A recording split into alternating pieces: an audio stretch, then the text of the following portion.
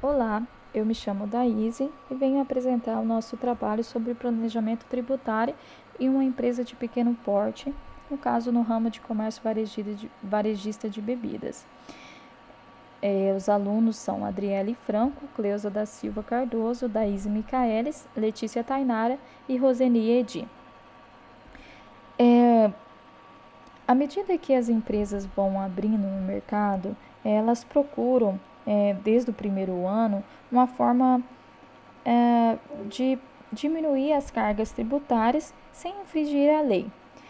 Nesse sentido, a contabilidade tributária fornece essas informações necessárias para fazer um planejamento tributário, ou seja, as demonstrações contábeis, os livros necessários para a gente conseguir fazer um planejamento tributário, que consiste em um método que ajuda as empresas a escolher o melhor regime ou aquele que oferece o menor custo possível, aumentando seu lucro, sua competitividade no mercado e também fidelizando mais seus clientes devido a conseguir baixar o custo dos seus produtos.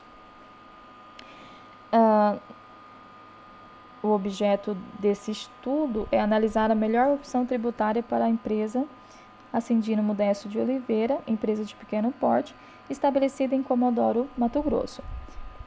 Foi realizado um estudo de caso único, descritivo e qualitativo sobre a importância da implementação do planejamento tributário. Nossas palavras-chave ficaram planejamento tributário, empresa de pequeno porte e competitividade. As empresas de pequeno porte, segundo a Lei Complementar 155 de 27 de outubro de 2016, são aquelas que apresentarem receita superior a R$ 360 mil e igual ou inferior a R$ 4.800.000. Segundo nossa pesquisa no Data Sebrae, no Brasil, as empresas de pequeno porte são 896.336, o que isso corresponde a 4,66% do total das empresas neste país.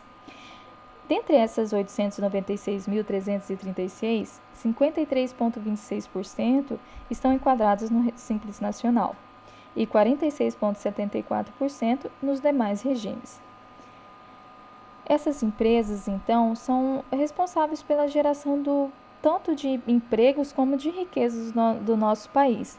Porém, muitas enfrentam dificuldades desde o primeiro ano de abertura, tanto pela alta carga tributária, quanto por falta do lucro, de capital ou falta de planejamento adequado. Sendo assim, eles precisam da ajuda dos profissionais para conseguir reduzir essa carga, garantindo um maior lucro. O planejamento tributário, segundo Oliveira, é o aglomerado de atuações e procedimentos operacionais na gestão tributária de uma organização, que possa levar a uma redução, anulação ou postergação do ônus tributário, deixando as empresas em um nível superior de rentabilidade e competitividade. Os empresários e os sócios da empresa podem optar entre 3 regimes: o Simples Nacional, o lucro presumido e o lucro real. Diante desse contexto, nossa pesquisa objetivou responder o seguinte questionamento: qual a importância do planejamento tributário para a empresa Ascendino Modesto de Oliveira, empresa de pequeno porte, comércio varejista de bebidas, enquadrada atualmente no regime Simples Nacional? Nós tivemos como objetivo geral analisar qual é a melhor opção de tributação para a empresa estabelecida na cidade de Comodoro. Nossos objetivos específicos ficaram delimitados como a pesquisa bibliográfica sobre o tema, a apresentação da empresa objeto de estudo, a realização do planejamento tributário para a empresa, considerando as 3 formas de tributação, Simples Nacional, lucro presumido e lucro real, e também uma nova análise com ampliação de 13,50% do faturamento anual em relação ao anterior, e também a comparação através da análise dos resultados para evidenciar a empresa qual o melhor regime para ela.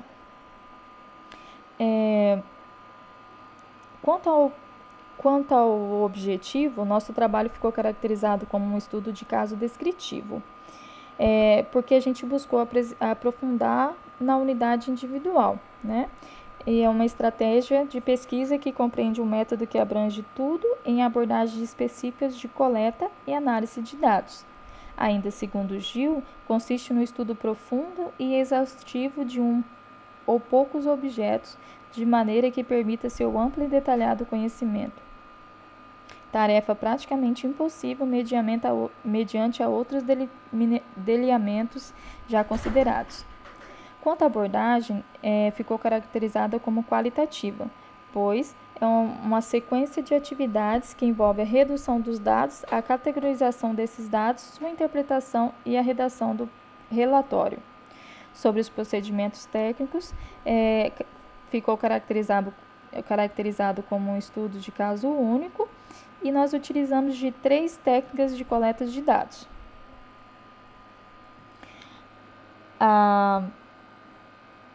Primeiramente, a gente usou a observação participante, onde a gente entende que é uma técnica de investigação social em que o observador compartilha as atividades, ocasiões e interesses de um grupo de pessoas ou de uma comunidade.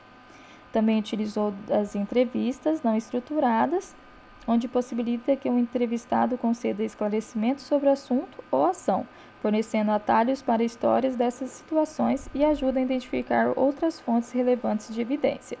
WIN 2015.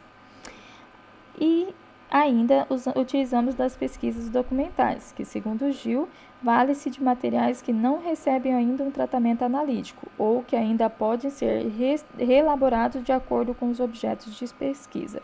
No nosso caso, nós utilizamos relatórios de progresso, demonstrativos, demonstrações contábeis e outros registros internos, como pagamento, estoque, etc.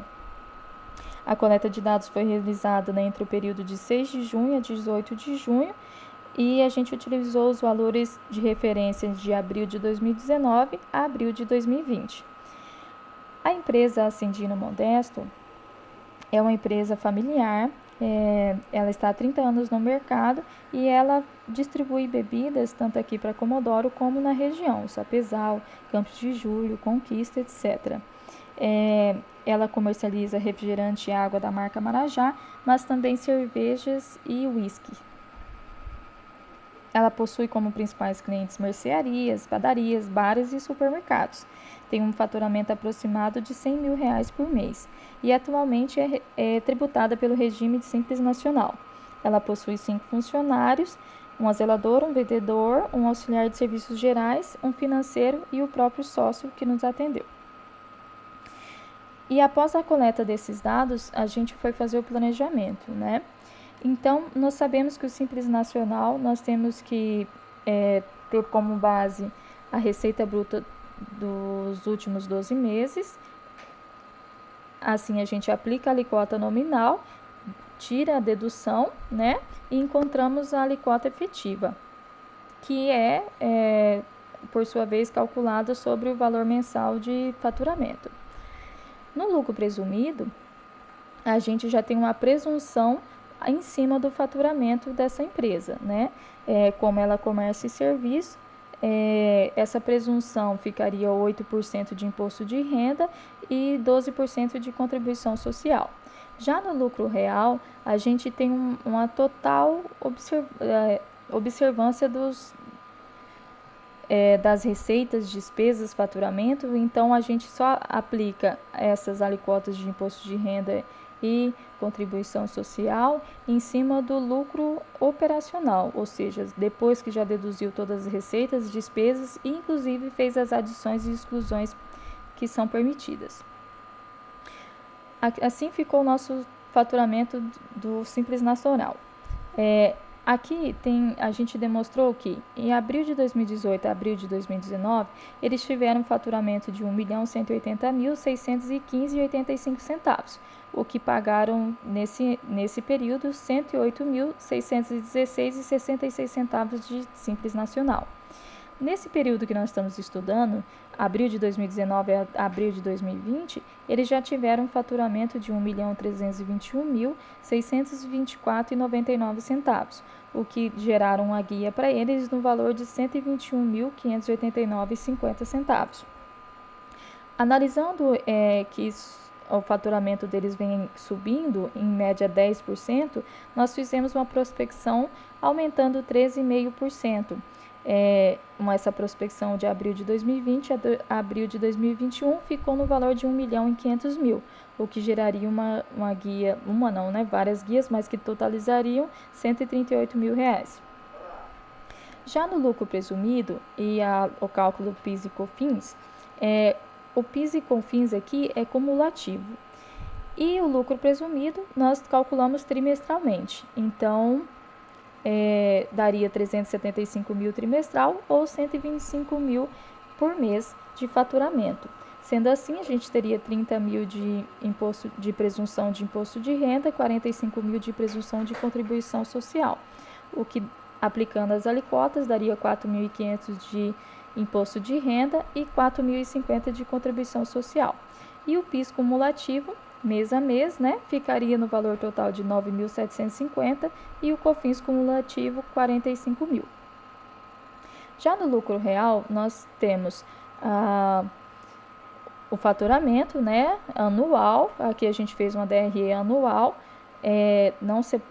para ficar menos extenso na hora de explicar, e deduzimos a dedução de venda, ficamos com a receita líquida, menos o custo de mercadoria vendida e menos todas as despesas deles, folha de pagamento, FGTS, INSS, as despesas gerais e administrativas, e não houveram adições e exclusões, não teve nenhuma multa, não tem participação em outras empresas e nem nada do tipo. Então, ficamos com o valor para base de cálculo de R$ 91.968,43, tendo 15% de imposto de renda, R$ 3.795,26, e a contribuição social 9%, R$ 8.277,16. O cálculo do PIS e COFINS, como ele é não cumulativo, ou seja, é descontada a entrada e saída, ficou no valor total de R$ 6.930 para PIS e COFINS R$ 31.920. Aqui nós chegamos ao comparativo final, onde nós podemos perceber com esse planejamento tributário que a empresa está enquadrada no regime de Simples Nacional, e se ela tivesse no lucro real, nessa prospecção, ela pagaria muito menos de imposto, mesmo considerando ICMS e INSS.